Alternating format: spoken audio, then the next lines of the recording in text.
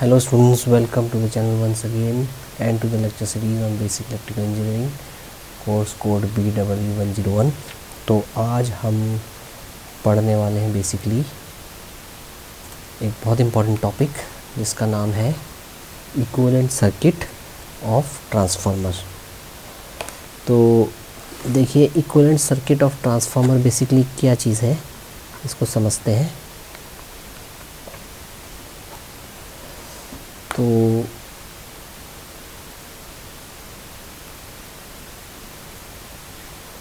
Equivalent circuit of transformer,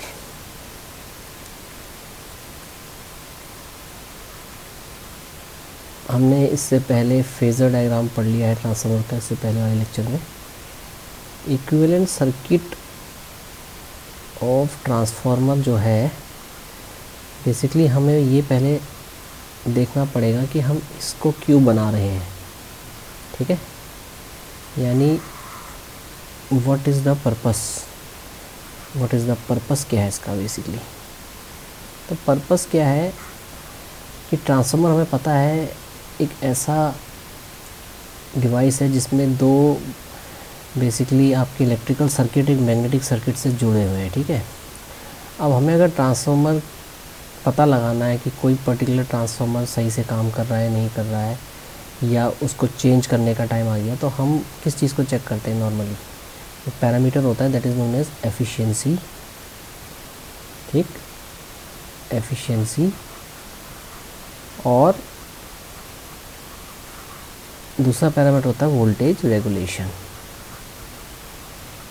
तो ये दो पैरामीटर्स जो हैं बहुत ही इम्पॉर्टेंट होते हैं, जो कि डिसाइडिंग फैक्टर होते हैं किसी भी ट्रांसफार्मर का हेल्थ, हम ये कह सकते हैं, एनालिसिस करने के लिए, ठीक है। कि ट्रांसफार्मर ऐसा तो नहीं है कि एफिशिएंसी उसकी पुअर हो गई है या उसका वोल्टेज रेगुलेशन जो है ज़्यादा हो गया है, ठीक है। तो उसके लिए यानी इन दो पैरामीटर्स को डिटरमिन करने के लिए हम बेसिकली इक्विवेलेंट सर्किट को बनाते हैं। अब देखिए, इक्विवेलेंट सर्किट जो हम बनाते हैं, सिंपली जो इक्विवेलेंट सर्किट बनता है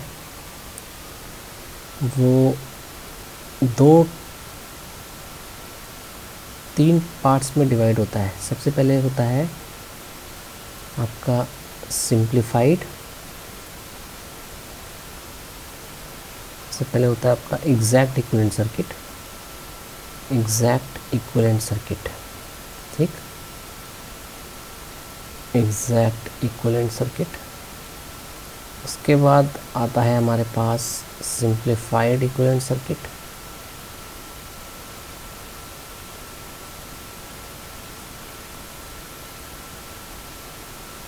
और उसके बाद आता है हमारे पास जो थर्ड आता है वो आता है अप्रॉक्सीमेट इक्विवेलेंट सर्किट,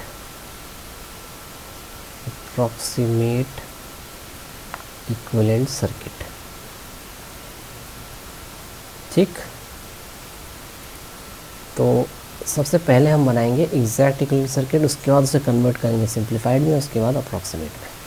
तो एग्जैक्ट इक्विवेलेंट सर्किट क्या बनता है, देखिए, एग्जैक्ट इक्विवेलेंट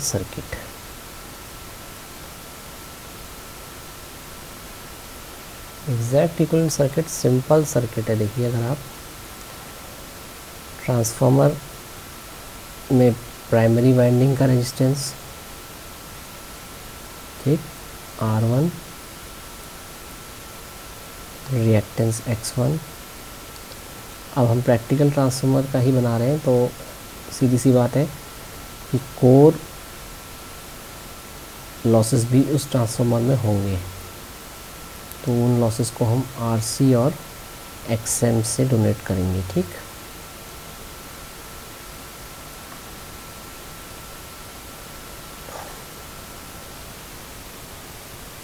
ये जो आपका बीच का सेक्शन है ये बेसिकली 1:1 ट्रांसफार्मर है, यानी यहाँ पे हम टर्न रेशियो 1:1 है, जितना प्राइमरी वाइंडिंग में उतना ही सेकेंडरी में है, ठीक। और ये हमने जो है सेकेंडरी वाइंडिंग का रेजिस्टेंस और रिएक्टेंस लगा के यहाँ पे जो है हमने क्या लगा दिया है, लोड।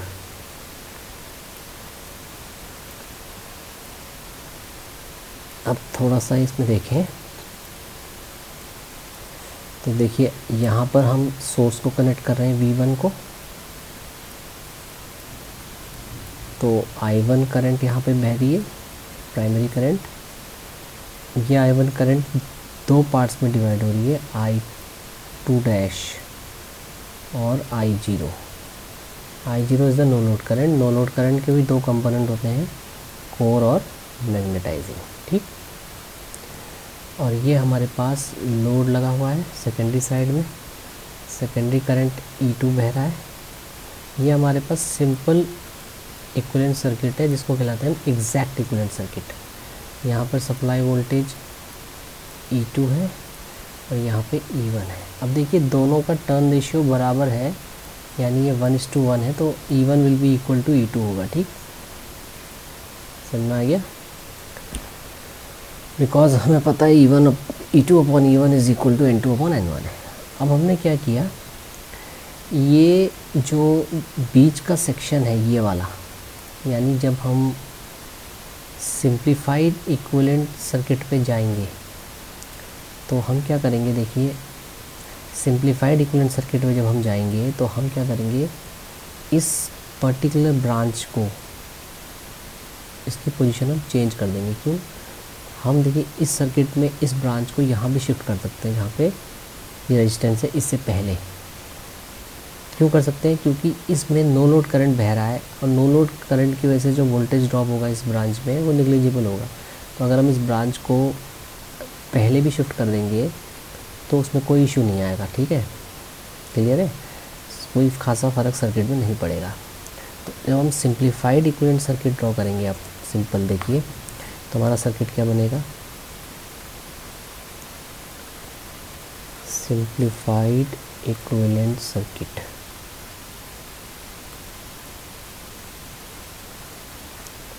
सिर्फ और सिर्फ पैरेलल ब्रांच की ही पोजीशन चेंज होगी।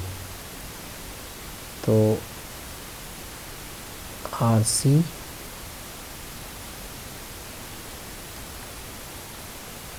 और XM इधर आ गया,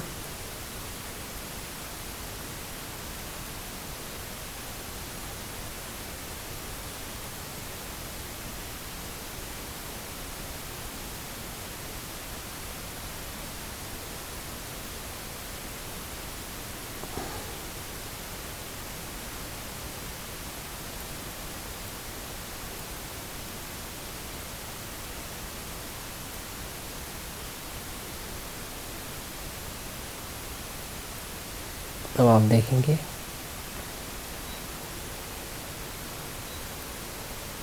तो ये आपका लोड है, ये R2 है, ये X2 है, ये V2 है, ठीक है, ये E1 है और ये E2 है।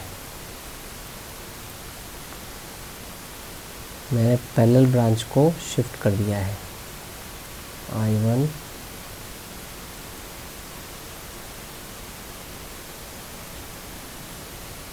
I0 और V1, ठीक। ये कहलाता है सिंप्लीफाइड इक्विवेलेंट सर्किट। अब जब हम अप्रॉक्सीमेट इक्विवेलेंट सर्किट पे जाएंगे तो हम इस पैरेलल ब्रांच को भी हटा देंगे। दैट मीन्स ये कहलाएगा अप्रॉक्सीमेट इक्विवेलेंट सर्किट।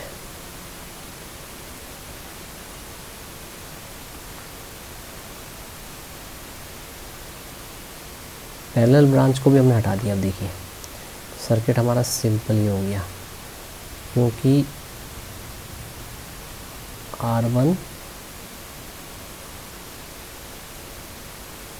X1, ठीक।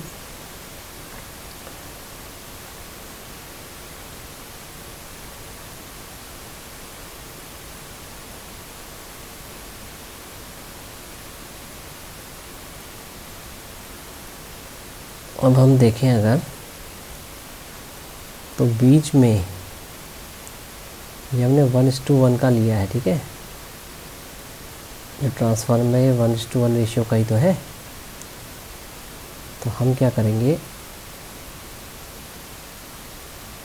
ड्रॉ कर लेंगे। ये लोड हो गया, I2 करंट हो गया, I1 हो गया। अप्रॉक्सीमेट में मेरे पास मैंने पहले शंट ब्रांच को पूरा हटा दिया, क्योंकि नो लोड करंट की वैल्यू बहुत कम होती है, 3 से 5%, तो उसको मैं नेग्लिजिबल ले रहा हूँ, ठीक।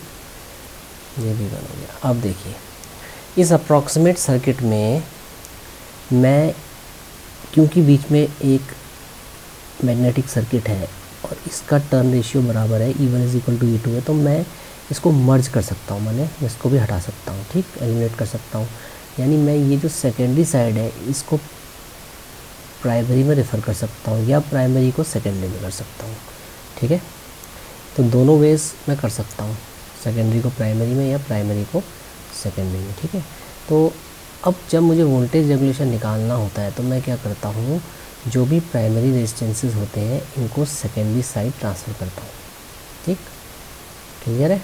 और अगर जब भी मैं इन रेजिस्टेंसेस को ट्रांसफ़र करूँगा, यानी जब मैं सेकेंडरी रेजिस्टेंसेस को प्राइमरी साइड में ट्रांसफ़र करूँगा, तो मैं क्या करूँगा, इनको ट्रांसफॉर्मेशन रेशियो से के स्क्वायर से मल्टीप्लाई करूँगा।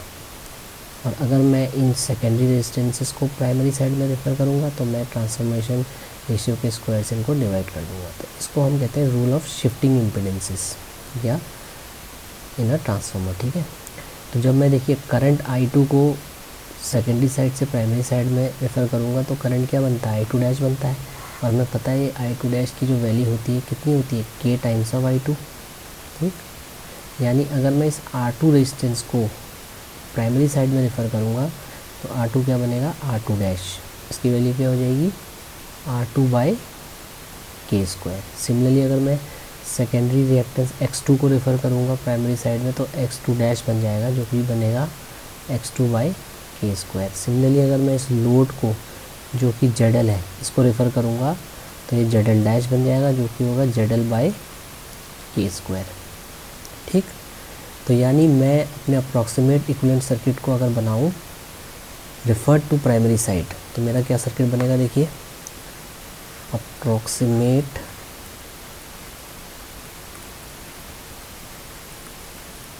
इक्विवेलेंट सर्किट रेफर्ड टू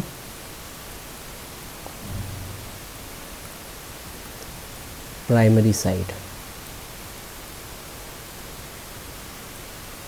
क्या बनेगा, सिंपल बनेगा, R1 X1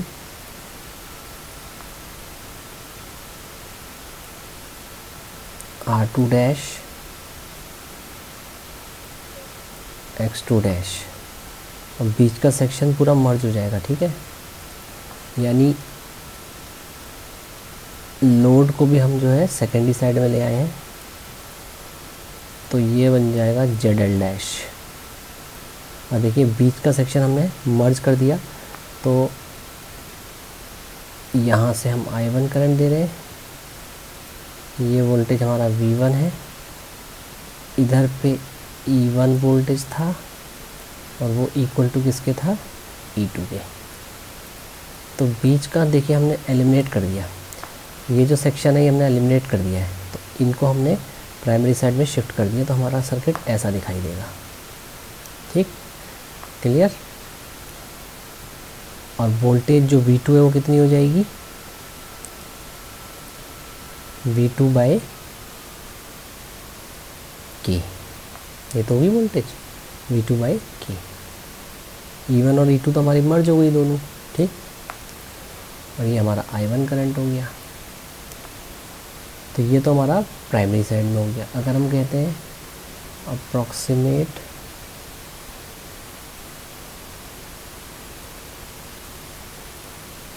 इक्विवेलेंट सर्किट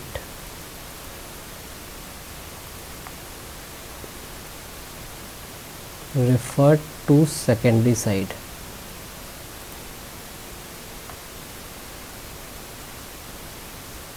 अगर हम सेकेंडरी साइड में रेफ़र करेंगे तो क्या बनेगा, देखिए सारे प्राइमरी इम्पीडेंसेस को हम सेकेंडरी साइड में ले जाएंगे तो R1 बनेगा R1 डैश,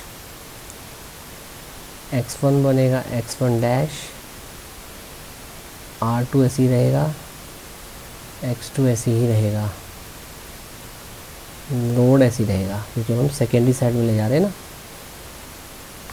ये जो वोल्टेज है आपकी, आप V1 को ले जा रहे हैं तो K टाइम्स ऑफ V1 बन जाएगी, ठीक। ये voltage as it is V2 रहेगी और K टाइम्स ऑफ V1 किसके बराबर होगा, इक्वल टू E2 होगा, ये इक्वल टू E2 क्योंकि E1 is equal to E2 है, बीच का सेक्शन तो आपने मर्ज कर दिया। अब ये आपका सेकेंडरी करंट हो जाएगा। अब यहाँ पे R1 डैश की वैल्यू कितनी हो जाएगी, R1 इंटू के स्क्वायर, X1 डैश की कितनी हो जाएगी, X1 इंटू के स्क्वायर। तो एक चीज़ बड़ी यहाँ पर क्लियर हो रही है कि जब आप सेकेंडरी रेजिस्टेंस या रिएक्टेंस को प्राइमरी साइड में रेफ़र कर रहे हैं, यानी जब आप R2 डैश इस सर्किट में देखेंगे तो आपको मिलेगा R2 अपॉन के स्क्वायर, X2 डैश आपको क्या मिलेगा, X2 अपॉन के स्क्वायर, और I2 डैश क्या मिलेगा आपको, K टाइम्स ऑफ I2। तो देखिए जब आप यहाँ पे जब आप बेसिकली सेकेंडरी रेजिस्टेंसेस को प्राइमरी साइड में रेफ़र कर रहे हैं तो आप ट्रांसफॉर्मेशन रेशियो के स्क्वायर से डिवाइड कर रहे हैं। K is the transformation ratio, ठीक है। और जब आप प्राइमरी रेजिस्टेंसेस को सेकेंडरी साइड में रेफ़र कर रहे हैं तो आप K स्क्वायर से मल्टीप्लाई कर रहे हैं, ठीक। तो अब आप देखेंगे अगर तो आपको सर्किट क्या मिल जाएगा, देखिए फर्दर अगर आप इसे एनालिसिस करें रेफर टू सेकेंडरी साइड वाले को अगर हम देखें तो सिंपल हमारे पास सर्किट बन जाएगा ये और ये तो बना। तो यहाँ से हम E2 वोल्टेज दे रहे हैं ट्रांसफार्मर को क्योंकि लोड हमारा सेकेंडरी साइड में लगा है। देखिए हमें वोल्टेज रेगुलेशन अगर कैलकुलेट करना है तो वहीं पे कैलकुलेट होगा जहाँ पे लोड लगा हुआ है, अभी हमने आपको बताया था। तो ये RO2 हो जाएगा इक्विवेलेंट रेजिस्टेंस और ये XO2 हो जाएगा इक्विवेलेंट रिएक्टेंस। तो यहाँ पे RO2 की वैल्यू कितनी हो जाएगी, R1 dash plus R2। R1 dash कितना हो जाएगा, R1 इंटू के स्क्वायर प्लस R2, ये हो जाएगा RO2, ठीक, क्लियर है। और दूसरे केस में अगर आप देखें XO2 कितना हो जाएगा, X2 plus X1 dash.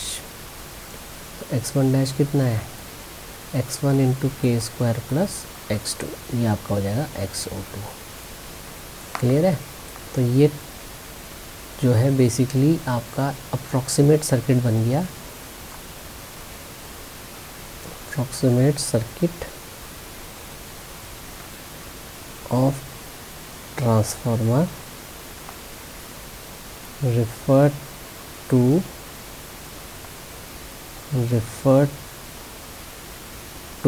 Primary side, secondary refer to secondary side. अब इस सर्किट का बहुत ज़्यादा यूज़ है इसमें वोल्टेज रेगुलेशन निकालने में ट्रांसफार्मर के। तो अगले लेक्चर में हम क्या करेंगे, इस सर्किट से वोल्टेज रेगुलेशन का फॉर्मूला डिराइव करेंगे, वोल्टेज रेगुलेशन क्या होता है ये जानेंगे और उसे कैसे कैलकुलेट करते हैं, ठीक है। इस सर्किट का हम एनालिसिस करेंगे फर्दर, क्लियर। तो तब तक के लिए हैप्पी लर्निंग। जय देवभूमि, जय उत्तराखंड।